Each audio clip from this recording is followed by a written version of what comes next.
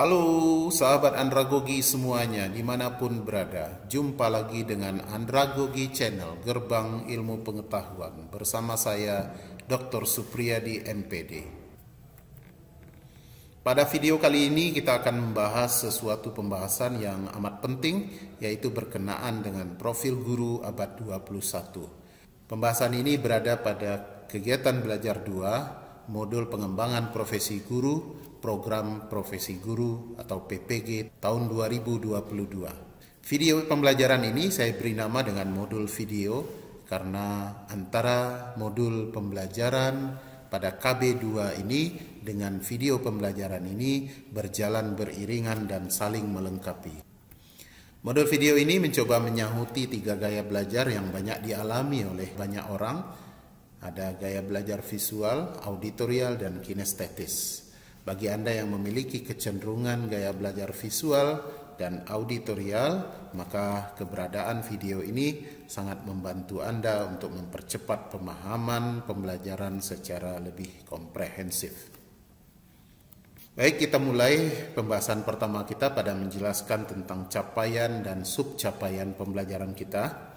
Untuk capaian pembelajaran, kita nanti akan menganalisis profil guru abad 21. Sementara untuk subcapaian pembelajaran, ada 4 topik kita pelajari. Pertama, tentang menganalisis pengertian profil guru abad 21. Yang kedua, menganalisis karakteristik guru abad 21. Yang ketiga, menganalisis keprofesionalan guru abad 21. Dan yang terakhir, menganalisis kode etik guru Indonesia. Kita mulai pada pembahasan pertama berkenaan dengan pengertian profil guru abad 21. Perkembangan ilmu pengetahuan dan teknologi di abad 21 ini telah mengubah karakteristik peserta didik sehingga memerlukan orientasi dan cara pembelajaran yang inovatif. Penyesuaian peran guru perlu dilakukan utamanya karena adanya perubahan karakteristik peserta didik generasi milenial menjadi karakteristik generasi Z, istilah yang mewakili generasi abad 21. Kita tentu sudah merasakan adanya perubahan-perubahan pembelajaran abad 21, meliputi pada pola pembelajaran, perubahan orientasi kebutuhan, dan perubahan kebiasaan-kebiasaan belajar peserta didik abad 21. Berkenaan dengan pembahasan karakteristik generasi milenial, generasi Z, dan generasi Alpha telah kami jelaskan pada video yang terpisah dari video ini. Untuk lebih jelasnya, kita bahas pengertian ini secara lebih detail. Kita mulai dengan pengertian profil. Kata profil menurut bahasa Indonesia adalah pandangan, gambaran, sketsa, biografi, grafik, atau ikhtisar yang memberikan fakta tentang hal khusus. Pengertian guru. Guru adalah pendidik profesional dengan tugas utama mendidik, mengajar, membimbing, mengarahkan, melatih, menilai, dan mengevaluasi peserta didik pada pendidikan anak usia dini, jalur pendidikan formal, pendidikan dasar, dan pendidikan menengah. Sementara abad 21 menuntut peran guru yang semakin tinggi dan optimal. Sebagai konsekuensinya, guru yang tidak bisa mengikuti perkembangan zaman semakin tertinggal sehingga tidak bisa memainkan perannya secara optimal dalam mengemban tugas dan menjalankan profesinya. Untuk dapat berperilaku profesional dalam mengemban tugas dan menjalankan profesi, maka terdapat 5 faktor yang senantiasa harus dipelihara oleh guru, yaitu pertama, sikap keinginan untuk mewujudkan kinerja yang ideal. Sikap ini harus dimiliki oleh guru sebagai wujud keinginan yang kuat dari seorang guru. Yang kedua, sikap memelihara citra profesi. Yang ketiga, sikap selalu ada keinginan untuk mengejar kesempatan profesionalisme. Yang keempat, sikap mental selalu ingin mengajar kualitas cita-cita profesi. Yang kelima, sikap yang mempunyai kebanggaan profesi. 5 sikap ini juga sudah kita bicarakan pada video pembelajaran kegiatan belajar 1. Menghadapi tantangan abad 21, diperlukan guru yang bertipe grit teacher, guru yang benar-benar seorang profesional. Tilaar tahun 1998 memberikan ciri-ciri agar seorang guru terkelompok ke dalam guru yang profesional, yaitu pertama, memiliki kepribadian yang matang dan berkembang. Yang kedua, memiliki keterampilan untuk membangkitkan minat peserta didik. Yang ketiga, memiliki penguasaan ilmu pengetahuan dan teknologi yang kuat. Yang keempat, sikap profesionalnya berkembang secara berkesinambungan. Yang kelima, menguasai subjek atau kandungan dari isi kurikulum yang akan diajarkannya di kelas. Yang keenam, mahir dan berketerampilan dalam pedagogi. Pedagogi isinya bisa pengajaran dan pembelajaran. Yang ketujuh, memahami perkembangan murid-murid dan menyayangi mereka. Yang kedelapan, memahami psikologi pembelajaran. Yang kesembilan, memiliki kemahiran konseling. Salah satu profil guru efektif abad 21 yaitu mampu bekerja secara kolaboratif dan bisa membimbing siswa untuk berkolaborasi dalam pembelajaran. Kolaborasi adalah salah satu keterampilan yang cukup penting pada era ini. Keterampilan ini bisa meningkatkan efektivitas suatu kegiatan. Guru abad 21 idealnya canggih, berempati, mampu memahami peserta didik, selalu tampil memesona, dan menjadi mitra belajar yang dekat bagi peserta didik. Sahabat Andragogi, kita bahas pembahasan yang kedua, yaitu berkenaan dengan karakteristik guru abad 21.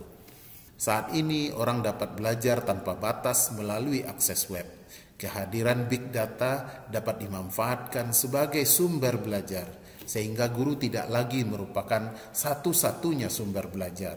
Karena peserta didik generasi sekarang sangat lincah dalam mencari dan menemukan sumber informasi. Coba kita amati cara dan gaya belajar peserta didik di abad 21. Mereka sangat terampil menggunakan perangkat smartphone, laptop, dan sejenisnya.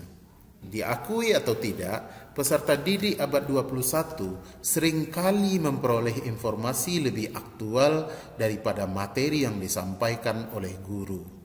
Informasi dan pengetahuan yang hadir dalam format digital, baik terstruktur maupun tidak terstruktur, telah menjadi bagian dari big data yang mudah diakses. Big data semakin mudah diakses seiring dengan meningkatnya kemampuan dan jumlah kepemilikan perangkat pribadi seperti handphone, tablet, laptop, PDA, maupun perangkat-perangkat bergerak lainnya. Peserta didik bisa belajar dimanapun dan kapanpun dengan beragam pilihan materi pembelajaran. Ilmu pengetahuan mungkin tidak lagi tersekat dalam batas ruang dan waktu, dan paket-paket pengetahuan yang harus diselesaikan dalam istilah semester atau tahun ajaran. Perubahan mendasar sedang terjadi dalam dunia pendidikan yang populer dengan istilah fenomena disrupsi. Fenomena disrupsi tersebut ditandai dengan tanda-tanda sebagai berikut. Pertama, belajar tidak lagi terbatas pada paket-paket pengetahuan terstruktur, namun belajar tanpa batas sesuai dengan minat, atau disebut dengan continuum learning. Yang kedua, pola belajar menjadi jauh lebih informal. Yang ketiga, keterampilan belajar mandiri atau self-motivated learning semakin berperan penting. Dan yang keempat, banyak cara untuk belajar dan banyak sumber yang bisa diakses seiring dengan pertumbuhan MOOC atau Massive Open Online Course secara besar-besaran. Beberapa keterampilan penting di abad 21 yang sangat relevan yang menjadi orientasi pembelajaran di Indonesia dapat kita urai sebagai berikut. Pertama, berpikir kritis dan penyelesaian masalah atau critical thinking and problem solving. Berpikir kritis merupakan keterampilan yang diperlukan peserta didik untuk menghadapi kompleksitas dan ambiguitas informasi yang besar.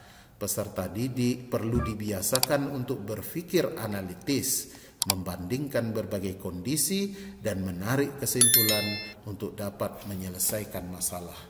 Hal ini penting sebagai negara berkembang yang masih mengalami euforia teknologi untuk menghindari peserta didik dari salah penggunaan informasi, mudah termakan berita hoax, dan kurang bertindak teliti dalam mendapatkan informasi. Hal ini dapat melatih budaya untuk kritis dan teliti sejak dari dini. Yang kedua, kreativitas dan inovasi atau creativity and innovation. Kreativitas dan inovasi merupakan kunci pertumbuhan bagi negara berkembang. Kurikulum 2013 memiliki tujuan mempersiapkan manusia Indonesia agar memiliki kemampuan hidup sebagai pribadi yang beriman, produktif, kreatif, inovatif, dan efektif. Kreativitas akan melahirkan daya tahan hidup dan menciptakan nilai tambah sehingga mengurangi kebiasaan untuk mengeksploitasi sumber daya alam, namun berusaha menciptakan ekonomi kreatif berbasis pengetahuan dan warisan budaya. Pembelajaran STEAM, neuroscience, dan blended learning yang dibahas dalam video tersendiri merupakan contoh pendekatan pembelajaran yang dapat dipergunakan untuk mengembangkan kreativitas di abad 21. Yang ketiga, pemahaman lintas budaya atau cross-cultural understanding. Keragaman budaya di Indonesia sangat penting dipahami oleh peserta didik. Selain dari pengenalan keragaman budaya lintas negara, peserta didik harus memiliki sikap toleransi dan mengakui eksistensi dan keunikan dari setiap suku dan daerah yang ada di Indonesia. Peserta didik sering berinteraksi dan berkomunikasi melalui media sosial dengan orang dari berbagai latar belakang budaya dan adat istiadat yang berbeda. Pemahaman kebiasaan adat istiadat, bahasa, keunikan lintas budaya adalah pengetahuan sangat penting dalam melakukan komunikasi dan interaksi agar tidak menimbulkan kesalahpahaman dan terpelihara rasa persatuan dan kesatuan nasional. Yang keempat adalah komunikasi, literasi informasi dan media atau media literacy, information and communication skill. Keterampilan komunikasi dimaksudkan agar peserta didik dapat menjalin hubungan dan menyampaikan gagasan dengan baik secara lisan, tulisan maupun nonverbal.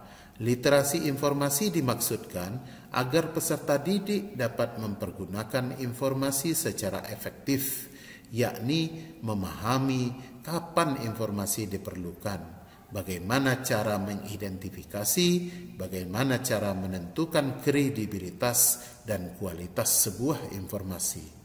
Literasi media dimaksudkan agar peserta didik mampu memahami, menganalisis, dan adanya dekonstruksi pencitraan media, ada kesadaran cara media dibuat dan diakses sehingga tidak menelan mentah-mentah berita dari media yang tersaji. Kelima, komputer dan literasi teknologi informasi dan komunikasi atau computing and ICT literacy.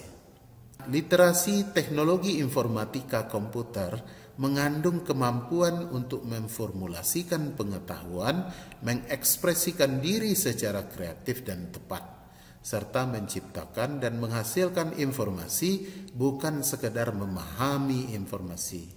Melek teknologi memiliki cakupan lebih luas dari melek komputer, bukan hanya menguasai aplikasi komputer kontemporer, namun termasuk konsep dasar atau foundation concept berupa prinsip-prinsip dasar dan ide-ide berkenaan dengan komputer, jaringan informasi, dan kemampuan intelektual atau intellectual capabilities, berupa kemampuan untuk menerapkan teknologi informasi dalam situasi kompleks dan berbeda. Peserta didik penting pula dilatih untuk melek data dan pemrograman agar mampu belajar memecahkan persoalan dalam kehidupan sehari-hari dengan pemikiran logis melalui pemanfaatan dan penciptaan program. Misalnya belajar coding sejak sekolah menengah, Tentunya berbagai keterampilan disesuaikan dengan jenjang kemampuan dan tingkat perkembangan peserta didik. Hal ini meningkatkan kemampuan berpikir komputasional pada diri peserta didik. Berkenaan dengan berpikir komputasional ini akan dibahas pula pada pembahasan tersendiri pada video berikutnya. Keenam, karir dan kehidupan, life and career skill. Peserta didik akan berkarya dan berkarir di masyarakat, di mana dunia kerja memerlukan orang-orang yang mandiri, suka mengambil inisiatif, pandai mengelola waktu, dan berjiwa kepemimpinan. Peserta didik perlu memahami tentang pengembangan karir dan bagaimana karir seharusnya diperoleh melalui kerja keras dan sikap jujur.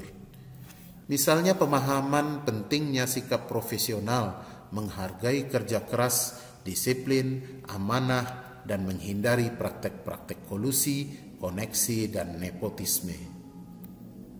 Abad 21 menuntut peran guru yang semakin tinggi dan optimal. Sebagai konsekuensinya, guru yang tidak bisa mengikuti perkembangan zaman akan semakin tertinggal, sehingga tidak bisa memainkan perannya secara optimal dalam mengembangkan tugas dan menjalankan profesinya. Guru abad 21 harus memiliki karakteristik spesifik dibanding dengan guru pada era-era sebelumnya. Karakteristik yang dimaksud seperti yang dijelaskan berikut ini. Pertama, memiliki semangat dan etos kerja yang tinggi disertai kualitas keimanan dan ketakwaan yang mantap. Yang kedua, mampu memanfaatkan iptek sesuai dengan tuntutan lingkungan sosial dan budaya di sekitarnya. Ketiga, berperilaku profesional tinggi dalam mengemban tugas dan menjalankan profesi. Yang keempat, memiliki wawasan ke depan yang luas dan tidak picik dalam memandang berbagai permasalahan kehidupan. Yang kelima, memiliki keteladanan moral serta rasa estetika yang tinggi. Yang keenam, mengembangkan prinsip kerja bersaing dan bersanding. Untuk dapat berperilaku profesional dalam mengembang tugas dan menjalankan profesinya, maka terdapat 5 faktor yang harus senantiasa dipelihara oleh guru. Sikap-sikap tersebut kita jelaskan sebagai berikut. Pertama, sikap keinginan untuk mewujudkan kinerja ideal. Yang kedua, sikap memelihara citra profesi. Yang ketiga, sikap selalu ada keinginan untuk mengejar kesempatan-kesempatan profesionalisme. Yang keempat, sikap mental selalu ingin mengejar kualitas cita-cita profesi. Dan yang kelima, sikap mental yang mempunyai kebanggaan profesi. Hal ini juga sudah kita bicarakan pada pembahasan sebelum ini. Kelima faktor sikap mental ini memungkinkan profesionalisme guru menjadi berkembang. Karakter ideal serta perilaku profesional tersebut tidak mungkin dapat dicapai apabila di dalam menjalankan profesinya sang guru tidak didasarkan pada panggilan jiwa, sepenuh hati dan keikhlasan. Selain itu, menghadapi tantangan abad 21 diperlukan guru yang bertipe great teacher, benar-benar seorang yang profesional. Nah, inilah ciri-ciri dari guru efektif abad 21. Efektif bukan sekedar memiliki kompetensi, namun memiliki penampilan yang benar-benar berbeda dari sekedar guru superior. A great teacher creates a great country. A great country has many great teachers. Sahabat andragogi, pembahasan berikutnya berkenaan dengan kompetensi guru abad 21. Sebelum kita membahas tentang kompetensi guru abad 21, kita bahas dulu tentang pengertian kompetensi. Kompetensi merupakan pengetahuan, keterampilan, nilai-nilai dasar yang direfleksikan dalam kebiasaan berpikir dan bertindak. Kebiasaan berpikir dan bertindak secara konsisten dan terus-menerus memungkinkan seseorang menjadi kompeten, dalam arti memiliki pengetahuan, keterampilan, dan nilai-nilai dasar untuk melakukan sesuatu. Kompetensi menurut Ragan adalah pengetahuan, keterampilan, sikap, atau kemampuan yang memungkinkan guru secara efektif melakukan fungsi untuk beberapa standar. Dengan demikian, kompetensi dapat dimaknai sebagai kumpulan pengetahuan, perilaku, dan keterampilan yang harus dimiliki guru untuk mencapai tujuan pembelajaran dan pendidikan.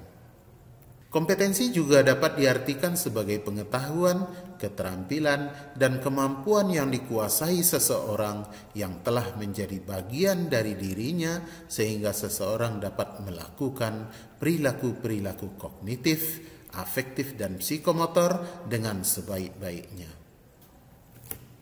Sementara itu, Fink dan Crankilton dalam Fahrudin menjelaskan kompetensi adalah penguasaan terhadap suatu tugas, keterampilan, sikap, dan apresiasi yang diperlukan untuk menunjang keberhasilan. Kompetensi dapat juga diartikan sebagai pengetahuan, keterampilan, dan nilai-nilai dasar yang direfleksikan dalam kebiasaan berpikir dan bertindak. Dengan demikian, kompetensi yang dimiliki oleh setiap guru akan menunjukkan kualitas guru yang sebenarnya. Rumusan kompetensi guru yang dikembangkan di Indonesia sudah tertuang dalam Undang-Undang Nomor 14 Tahun 2005 tentang guru dan dosen pada pasal 10 ayat 1. Kompetensi guru meliputi kompetensi pedagogik, kompetensi kepribadian, kompetensi sosial, dan kompetensi profesional yang diperoleh melalui pendidikan profesi. Penjelasan kompetensi guru selanjutnya dituangkan dalam Peraturan Menteri Pendidikan Nasional Nomor 16 Tahun 2007 tentang kualifikasi akademik dan kompetensi guru yang berbunyi bahwa setiap guru wajib memenuhi kualifikasi akademik dan kompetensi guru yang berlaku secara nasional. Kualifikasi akademik guru atau bentuk lain yang sederajat harus memiliki kualifikasi akademik pendidikan minimum diploma 4 atau D4 atau sarjana S1 dalam bidang pendidikan yang diperoleh dari program studi terakreditasi. Sahabat Andragogi, kita akan bahas tentang kompetensi yang harus dimiliki oleh guru. Pertama, kita bicarakan tentang kompetensi pedagogik.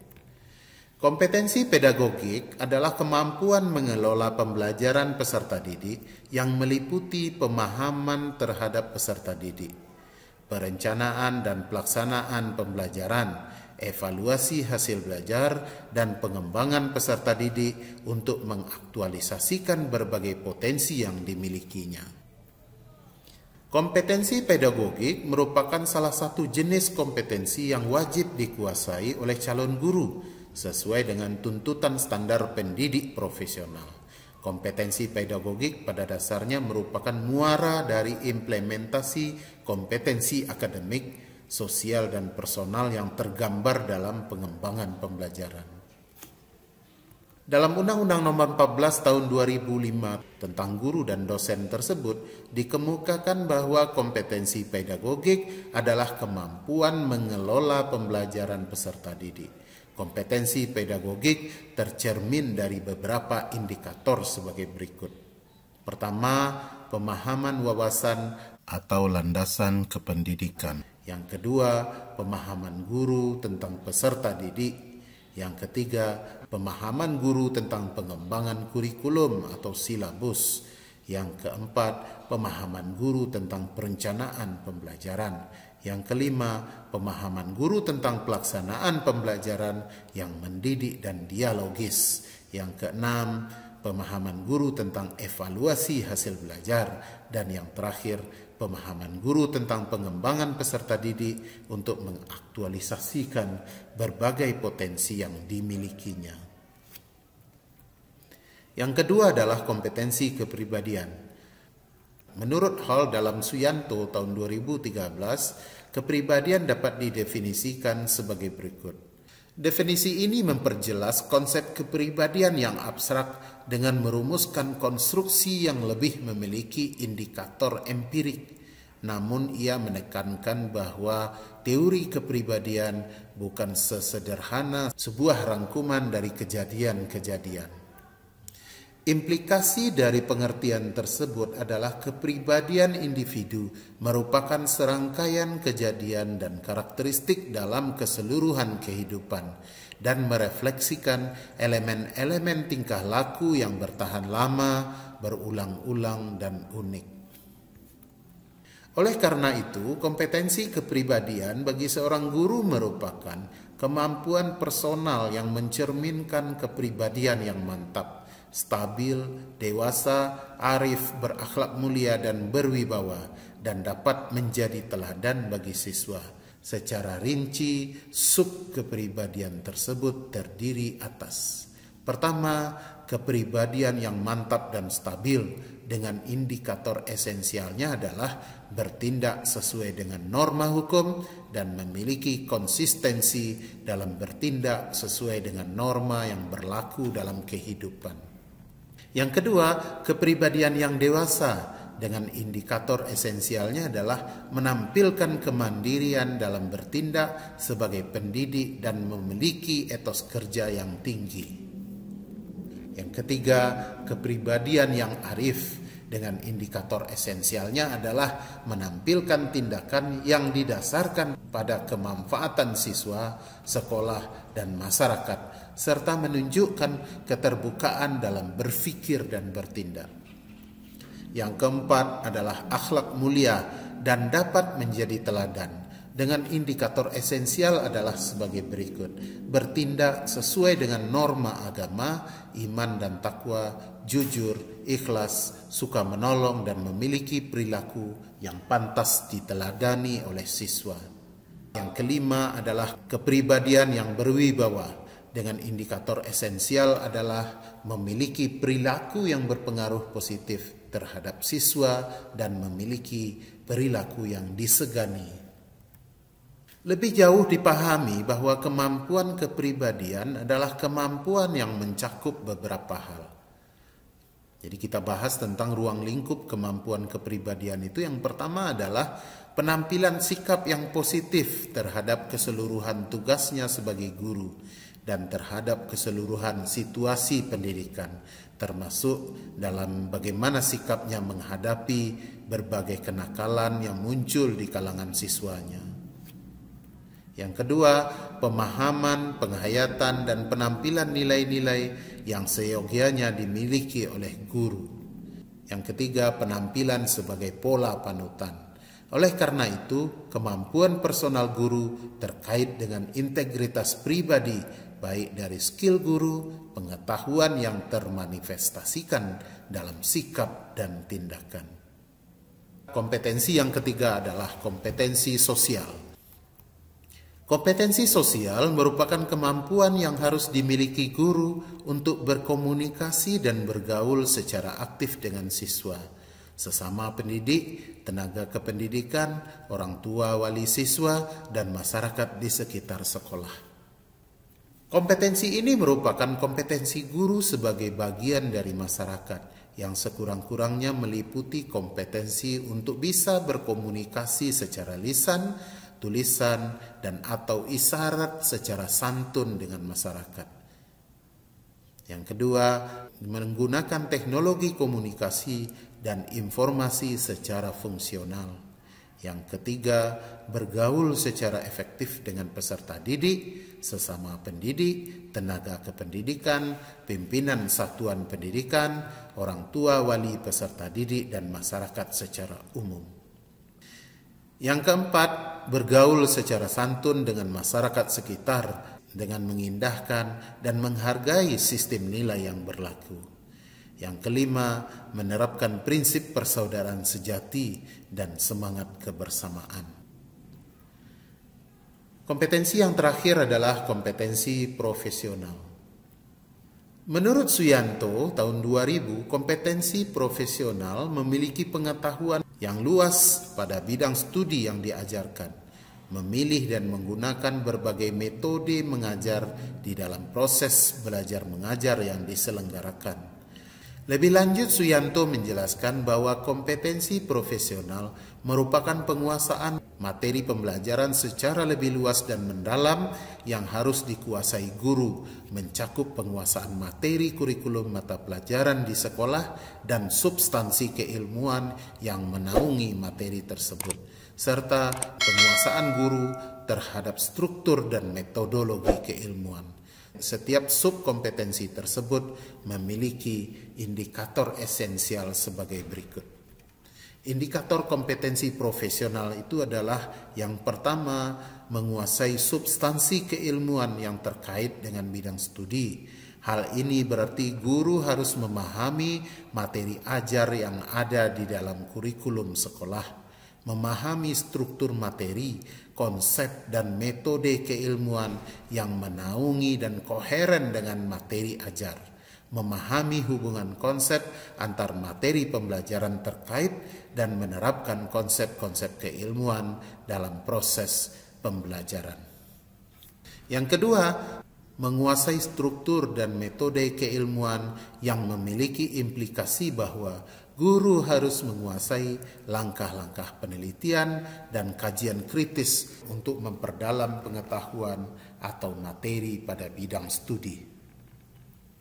Dalam penyelenggaraan pendidikan berkualitas, yang memegang peranan sangat penting adalah sumber daya manusia, dari mulai kepala sekolah, guru, dan tenaga kependidikan. Sebagaimana yang telah dijelaskan oleh Jejen tahun 2011, bahwa faktor yang paling esensial dalam proses pendidikan adalah manusia yang ditugasi dengan pekerjaan untuk menghasilkan perubahan yang telah direncanakan pada anak didik. Hal ini merupakan esensi dan hanya dapat dilakukan sekelompok manusia profesional, yaitu manusia yang memiliki kompetensi mengajar. Oleh karena itu, guru harus selalu meningkatkan pengetahuan dan keterampilan, karena ilmu pengetahuan dan keterampilan itu berkembang seiring dengan perjalanan waktu. Pengetahuan dan keterampilan yang dipelajari guru saat ini di bangku kuliah bisa jadi sudah tidak relevan lagi dengan kondisi saat ia mengajar. Pembahasan berikutnya adalah tentang Kode Etik Guru Indonesia.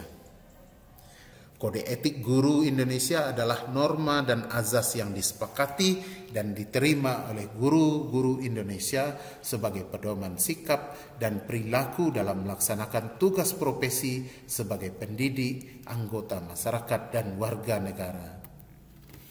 Jaja Suteja dalam buku Etika Profesi Keguruan menyebutkan kode etik guru dikembangkan dalam 4 tahap.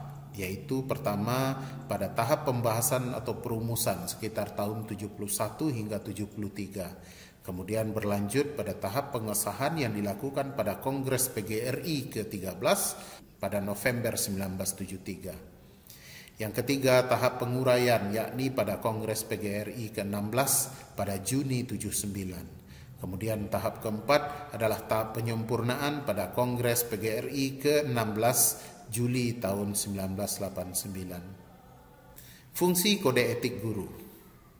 Fungsi kode etik guru itu terdiri dari 3 hal. Yang pertama, memberikan pedoman bagi setiap anggota profesi tentang prinsip profesionalitas. Yang kedua, sebagai sarana kontrol sosial bagi masyarakat atas profesi yang bersangkutan.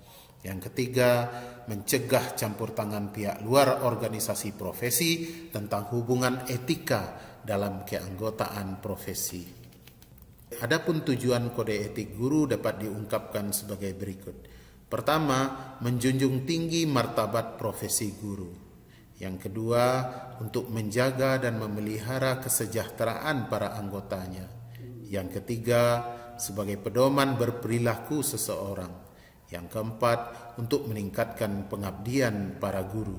Yang kelima, untuk meningkatkan mutu profesi guru. Yang keenam, untuk meningkatkan mutu organisasi profesi guru. Kode etik yang sudah dirumuskan dan ditetapkan itu dapat diungkap sebagai berikut. Pertama, guru berbakti membimbing peserta didik untuk membentuk manusia Indonesia seutuhnya yang berjiwa Pancasila. Yang kedua, guru memiliki dan melaksanakan kejujuran profesional. Yang ketiga, guru berusaha memperoleh informasi tentang peserta didik sebagai bahan melakukan bimbingan dan pembinaan. Yang keempat, dari Kode Etik Guru Indonesia itu adalah guru menciptakan suasana sekolah sebaik-baiknya yang menunjang berhasilnya proses belajar mengajar. Yang kelima dari Kode Etik Guru Indonesia itu adalah guru memelihara hubungan baik dengan orang tua siswa dan masyarakat sekitarnya untuk membina peran serta dan rasa tanggung jawab bersama terhadap pendidikan. Yang keenam, guru secara pribadi dan bersama-sama mengembangkan dan meningkatkan mutu dan martabat profesinya. Yang ketujuh, guru memelihara hubungan seprofesi, semangat kekeluargaan, dan kesetiakawanan sosial. 8. Guru secara bersama-sama memelihara dan meningkatkan mutu organisasi PGRI sebagai sarana perjuangan dan pengabdiannya. Yang kesembilan, guru melaksanakan segala kebijakan pemerintah dalam bidang pendidikan. Kemudian kita bahas Ikrar Guru Indonesia. Kalau kita lihat Ikrar Guru Indonesia, ini merupakan janji mulia dari seorang guru. Pertama, Ikrar Guru Indonesia tersebut adalah, kami guru Indonesia adalah pendidik bangsa yang beriman dan bertakwa kepada Tuhan Yang Maha Esa. Yang kedua, kami guru Indonesia adalah pengemban dan pelaksana cita-cita proklamasi kemerdekaan Republik Indonesia, pembela dan pengamal Pancasila yang setia pada Undang-Undang Dasar 1945. Yang ketiga dari Ikrar Guru Indonesia itu adalah, kami guru Indonesia bertekad bulat mewujudkan tujuan nasional dalam mencerdaskan kehidupan bangsa. Yang keempat, kami guru Indonesia bersatu dalam wadah organisasi Perjuangan Persatuan Guru Republik Indonesia, membina persatuan dan kesatuan bangsa yang berwatak kekeluargaan. Yang kelima, kami guru Indonesia menjunjung tinggi Kode Etik Guru Indonesia sebagai pedoman tingkah laku profesi dalam pengabdian terhadap bangsa, negara, dan masyarakat. Demikian pembahasan kita pada kegiatan belajar ini, semoga bermanfaat dan mampu memahami isi modul ini secara lebih komprehensif. Terima kasih atas perhatiannya dan mohon maaf atas segala kealfaan. Salam andragogi.